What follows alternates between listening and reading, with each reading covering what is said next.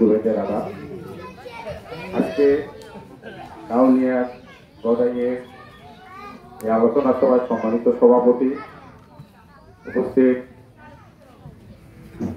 এখানে আজকে প্রধান অতিথি তিস্তা বাঁচাও নদী বাঁচাও সংগ্রাম পরিষদের সভাপতি, কাউনিয়া এবং পীরগাছার সবার কাছে শুনি একজন প্রিয় ব্যক্তি জনাব অধ্যক্ষ নজরুল ইসলাম হক্কানি উপস্থিত আছেন। তিস্তা বাঁচাও নদী বাঁচাও সংগ্রাম পরিষদের কেন্দ্রীয় কমিটির সদস্য ভনেশ শর্মা এখানে আছেন সহ যারা এখানে উপস্থিত আছেন সকলকে আমার পক্ষ থেকে তিস্তা বাঁচাও নদী বাঁচাও সংগ্রাম পরিষদের পক্ষ থেকে অভিনন্দন এবং শুভেচ্ছা জানাচ্ছি। বন্ধুরা, আমি আজকে আপনাদের সাথে যখন কথা বলছি তখন আমি বলবো আমি আপনাদের এই একজন 1995 সালে বাপের ভিটা মাটি বাড়ি ঘর তাদের কবর মা বাবার কবর সহ সবকিছু আমার নদী গর্ভে বিলীন হয়ে গেছে। আমি একটু লেখাপড়া করছি বলেই আজকে হয়তো আমি সেই চাকরি করে আমার জীবন জীবিকা নির্বাহ করছি, কিন্তু আমার যে ভাইটি পরিবারের যে সদস্যগুলো, আমার যে পাড়াপড়শি, আমার যার গ্রামবাসী, আমি যার কোলে পিঠে মানুষ হয়েছি, যাদের সাথে খেলাধুলা করেছি, তাদের সাথে আমার দেখা নেই কে কোথায় আছে। এটি হচ্ছে আমরা রোহিঙ্গার চেয়ে অদম হয়েছে, কোথায় 95 সাল আর কোথায় আজকে 2024 সাল। দীর্ঘদিন আমরা বিচ্ছিন্ন আছি। তাহলে আমি বুঝি নদী ভাঙ্গা কি, এটি আপনাকে বা আমাকে বোঝানোর মতো ক্ষমতা আপনারও নাই, আমারও নাই। আপনিও যে ভুগতেছেন আমিও সেই পথের পথিক। সেই জায়গায় দাঁড়িয়ে আমি মনে করছি আমার বাবার কবর মায়ের কবর হয়তো আমি দেখতে পাবো না, আমি হয়তো আমার ওই গ্রামকে ফিরে পাবো না, কিন্তু আজকে যারা নদী ভাঙ্গনের শিকার হচ্ছে, আজকে বাংলাদেশ অংশে 115 কিলোমিটার পেটি তিস্তাতে প্রতি বছর বন্যা এসে হানা দেয়, যে ভাঙন করে লক্ষ লক্ষ কোটি টাকার ক্ষয়ক্ষতি করে, যে অমানবিক যে আচরণ করে, মানুষের যে মানবতার জীবন যাপন হয় সেটা থেকে রক্ষা করতে হলে মানুষের পাশে দাঁড়াতে হবে। সেই জায়গা থেকেই কিন্তু আমি এই তিস্তা বাঁচাও নদী বাঁচাও সংগ্রাম পরিষদের সাথে যুক্ত হয়েছি। আমি কোনো হাওলাত করা লোক না, আমি অন্যভাবে আসিনি। আমি আপনাদের মতো নদী ভাঙ্গা মানুষ হিসেবে আপনাদের পাশে থেকে দিন রাত ছুটছি, নির্যাত দুইছি। আমি এজন্য নদী ভাঙ্গার বিষয় নিয়ে কথা বলছি না। আমি গত বছর যখন এই বন্যা হয় অক্টোবর মাসে, যে বন্যা আপনারা অনেকের মুরব্বী মানুষ আছেন যাদের বয়স 60-70 বছর, অক্টোবর মাসে এরকম বন্যা আপনারা দেখেননি। আমি 1968-69 সাল যখন আমরা ছোট, আমি দেখেছি তখন বিশাল বন্যা হয়েছিল, সেইটিও হয়েছিল অক্টোবর মাসের সম্ভবত বাংলাদেশ বলি আমি বৃষ্টি আসছি, মানে সেইটাও কিন্তু একটু আগে হয়েছে, কার্তিকে যায়নি। এটা একটা বিশাল বন্যা ছিল, অন্যান্য নদীরও। অক্টোবর মাসের বন্যায় গতবার যে পানি এসেছে সেই পানিতে মানুষ তো দূরের কথা, মাছও বাঁচতে পারেনি। সেই পানি ছিল এই তিস্তা নদীতে, ঠিক কিনা? মাছও জীবন রক্ষাতে কিনারে কিনারে এসেছে, মানুষের জালে ধরেছে, হাত দিয়ে ধরেছে, বড় বড় মাছ ধরা পড়েছে। সেই পানি আমরা দেখেছি তিস্তা নদীতে। একদিকে যেমন আমরা তিস্তা নদী ভাঙ্গনের শিকার হচ্ছি, অন্যদিকে তিস্তার পরিবেশ ধ্বংস করে পানি আসছে, আজকে তিস্তার বুক থেকে উঁচু করে দিচ্ছে। আজকে এই সমস্যায় আমরা আছি। আমার আশঙ্কা, আমি গত বছর নদীর পানি থেকে তিস্তা পাড়ের মানুষ হিসেবে অতীত অভিজ্ঞতা থেকে আমি গত বছর এই গদাই গিদারিতে এসে এই বান্দর ভাঙ্গা এসে আমি বলে গিয়েছিলাম আমরা আগামীবার হব ভুক্তভোগী। অর্থাৎ তিস্তার বুক যে উঁচু হয়ে গেছে, চরগুলো যে উঁচু হয়ে গেছে, এবার পানি কোন পথে যাবে? যদি একটু বড় ধরনের বৃষ্টি হয়, যদি করে গত বছরের মতো উজানের জল নেমে আসে, তাহলে আমরা যাবো কোথায়? এই আশঙ্কা কিন্তু আজকে শুধুমাত্র গদাই বান্দরভাঙ্গার নয়, আজকে তিস্তা পাড়ের 115 কিলোমিটার দেবী যে ইউনিয়ন যে এলাকাগুলো আছে, প্রতিটা মানুষ আজকে আতঙ্কিত, আমরাও আতঙ্কিত। আগামী দিনে আষাঢ় মাস আসতেছে, আষাঢ় শ্রাবণ ভাদ্র আশ্বিন মাস, আমরা কোথায় কি অবস্থায় থাকবো এইটা তিস্তাবাসী জানি না। সেই আমরা আশা একটা সেরকম একটি জায়গায় আমরা দাঁড়িয়ে আছি। আজকে আমি গদাইতে বক্তব্য রাখছি। আজকে পান্ডুরভাঙ্গা গদার লোক যেভাবে আজকে আপনার পাশে দাঁড়িয়েছেন, আমরা যখন ছুটি আমরা শুধু গদাই পান্ডুরভাঙ্গা নয়, আমরা দেখি তারাপুরে ভাঙ্গন, আমরা দেখি বিশ্বনাথে ভাঙ্গন, আমরা দেখি বিদ্যানন্দের ভাঙ্গন, আমরা দেখি কালমারিতে ভাঙ্গন, আমরা দেখি ডালুবাড়িতে ভাঙ্গন। ভাঙ্গন 2 বছর হচ্ছে, কোথাও না কোথাও এই কান্নার সুর প্রতি বছর আমাদের শুনতে হচ্ছে। এটা আর কতদিন? এর থেকে রক্ষা পেতে পারি না। আজকে যদি একটি গ্রামকে বাঁচায় আরেকটি তো যায়, এটার উপায় কি? এই উপায়ের জন্য আমরা বলছি তিস্তা মহাপরিকল্পনা বাস্তবায়ন করো। আমরা একসাথে সবাই বাঁচতে চাই, আমরা একসাথে বাংলাদেশকে বাঁচতে চাই, আমরা একসাথে বাংলাদেশকে একটি স্মার্ট বাংলাদেশে পরিণত করতে চাই। এইটি হলো আমাদের দাবি। শিশির একটু আগে বলছে যে আমরা যেমন এই দাবিটি করছি, তার মানে কি এই নয় আজকে আমার যে অসুখ হয়েছে তার জন্য কি আমি ঔষধ খাবো না, তার জন্য কি আমি ডাক্তার দেখাবো না? আমরা কিন্তু সেটা বলছি না। আমরা বলছি আমাদের তিস্তা মহাপরিকল্পনা কাজ শুরু করা হোক।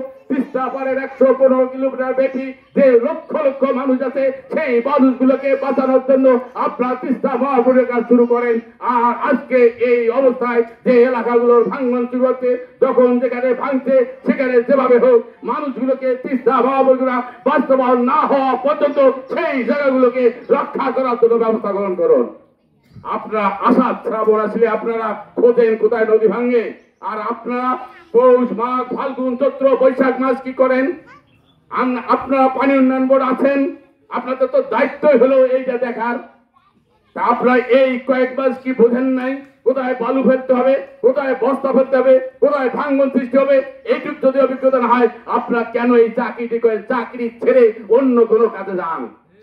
পানি যখন নদীতে আসে, ওই পানি পাহাড় সম পানি, এই তিস্তার উঁচু নিচু পানি যখন আসে, কোন বস্তা ওই স্রোতকে আটকাতে পারে?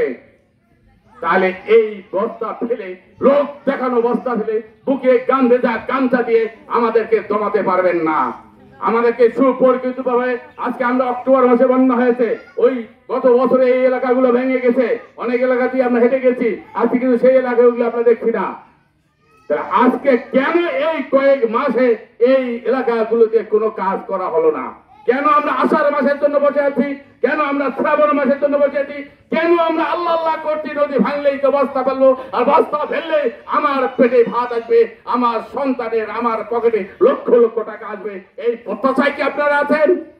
তাহলে আমরা বারবার আজকে বাংলাদেশ স্বাধীন হওয়ার 53 বছর হয়েছে, এই 53 বছর দেখেছি এই বর্ষা আসলেই একটা শ্রেণী, একটি গোষ্ঠী এবং যারা এই দায়িত্বগুলা পালন করে, তারা চায় নদী ভাঙুক, তারা চায় বন্যা হোক, তাদের পকেট ভারী হয়। আমার এটি মনে হয়েছে, আমার অভিজ্ঞতা থেকে, আমার নিঃস্বহার জায়গা থেকে আমার এটি মনে হয়েছে। আজকে আপনারা যারা গোদাইবাসী আছেন, এখানে আপনাদের মোহাম্মদ আমিনুল ভাই বক্তব্য রেখেছেন, বলেছে অনেকের বক্তব্যের মধ্যে একটা জিনিস ফুটে এসেছে, যদি আপনারা ঐক্যবদ্ধ না হন, যদি আপনারা সমষ্টি না হন, কারো দিকে যদি তাকিয়ে থাকেন, আজকে কিন্তু আমি কারো দিকে তাকিয়ে নাই, আমার বাড়ি ভাঙছে, সবকিছু গেছে, নিশ্চয়ই সেটি তো আর ফিরিয়ে পাবো না, কিন্তু আমি মনে করি যদি তিস্তা বারের মানুষকে রক্ষা করা যায়, তিস্তা মহাপরিকল্পনা বাস্তব যায়, তিস্তা যদি আর ভাঙ্গন না হয়, তিস্তা যদি আর কান্নার সুর বেজে না হয়, তিস্তার মানুষ যদি আর শরণার্থী না হয়, এইটা যদি আমি করতে পারি আন্দোলনের মধ্যে দিয়ে, হয়তো আমি ভবিষ্যতে সেই দোয়া আপনাদের পাবো। তাহলে এই জায়গা থেকে আমি সেই আপনাদের ওনারা বলছেন আজকে আপনাদেরকে ঐক্যবদ্ধ হতে হবে। একদিকে যেমন আপনারা এই গ্রামকে রক্ষা করার জন্য, আপনার বাড়িকে রক্ষা করার জন্য, আপনার ফসলি জমিকে রক্ষা করার জন্য, আপনার জীবন জীবিকার জন্য যে জিনিসটুকু আছে সেটিকে রক্ষা করার জন্য যেমন আমরা আন্দোলন সংগ্রাম করবেন, ঠিক তেমনি পারে আপনিও তিস্তা পাড়ের একজন মানুষ, তিস্তা পাড়ের সমস্ত মানুষের যে দুর্ভোগ, আপনার আমার যে দুর্ভোগ, সেই দুর্ভোগের পাশে থেকেও আজকে সেই আন্দোলনটাকেও এগিয়ে নিতে দেবে।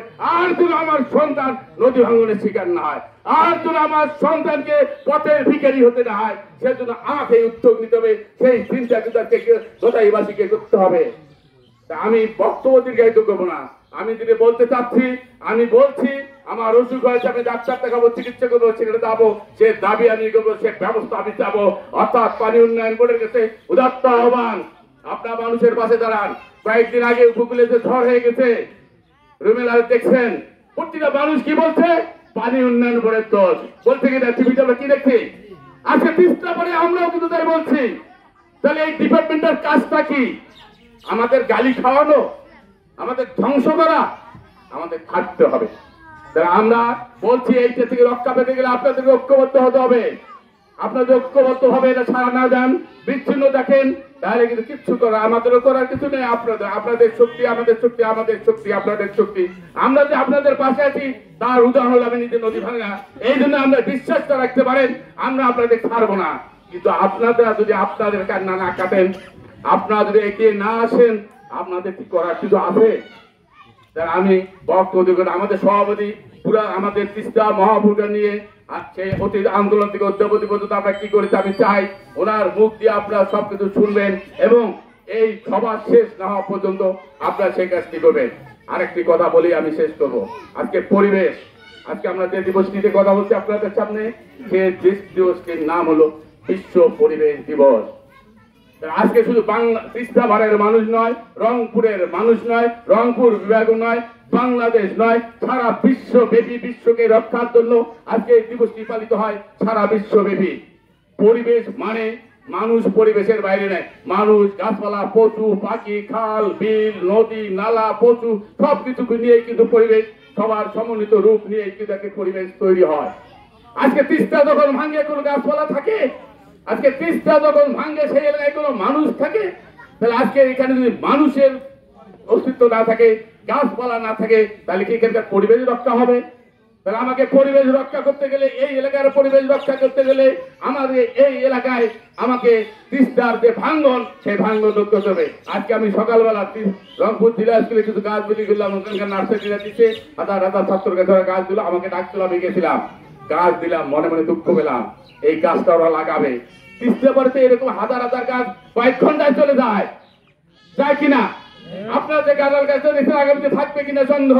এই গাছটা কি একদিনে হয়েছে? তাহলে এই গাছটি না থাকা মানে পরিবেশের উপকার হলো না ক্ষতি হলো?